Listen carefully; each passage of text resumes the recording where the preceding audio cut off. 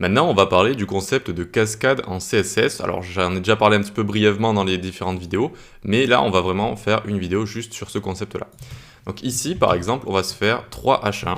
Donc H1, H1 lorem ici, lorem 5, et puis on fait maj alt flèche du bas, tac, tac, et on se fait 3 H1 comme ça. D'accord?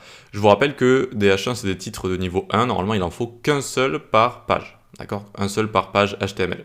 Avec, si possible, et même c'est très recommandé, les mots-clés de votre site. Si c'est un site qui parle de tango, de la danse, eh bien, il faut qu'il y ait danse, tango, etc., Argentine, je sais pas. Ok?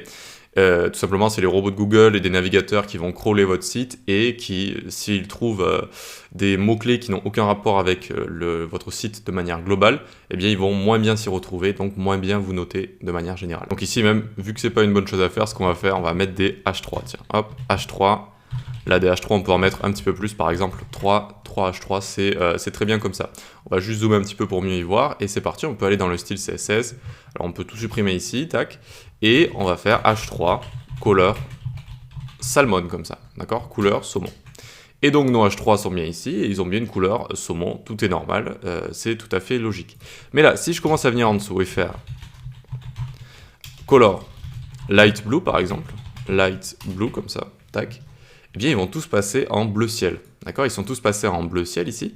Et c'est ce qu'on appelle la cascade, c'est-à-dire que si vous déclarez deux fois avec le même sélecteur une propriété avec une valeur différente, eh bien, c'est le sélecteur que vous aurez déclaré à la fin qui va l'emporter sur celui que vous aurez déclaré précédemment. Voilà. C'est le système de cascade. Celui qui est plus en bas dans la cascade, eh bien, l'emporte sur celui qui est plus haut, comme ça. Mais ça ne s'arrête pas que dans le fichier style CSS. En effet, le fichier style CSS, eh bien, on l'a linké ici, très bien.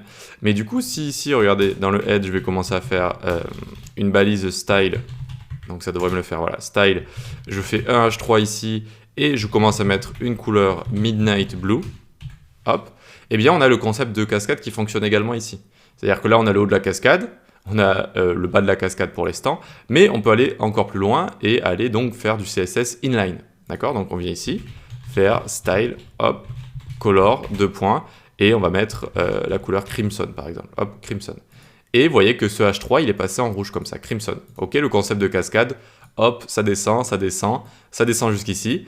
Les trois vont certes parler de H3, mais on va tout le temps avoir donc une valeur différente, et c'est le bas de la cascade qui l'emporte sur le haut.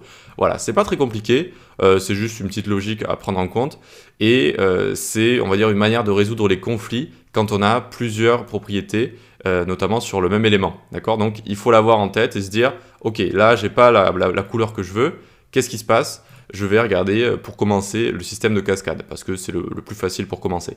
On va voir par la suite qu'il y a autre chose, et notamment la spécificité, qui est un petit peu plus complexe à comprendre, mais rien de bien compliqué non plus. On va voir ça dans la prochaine vidéo.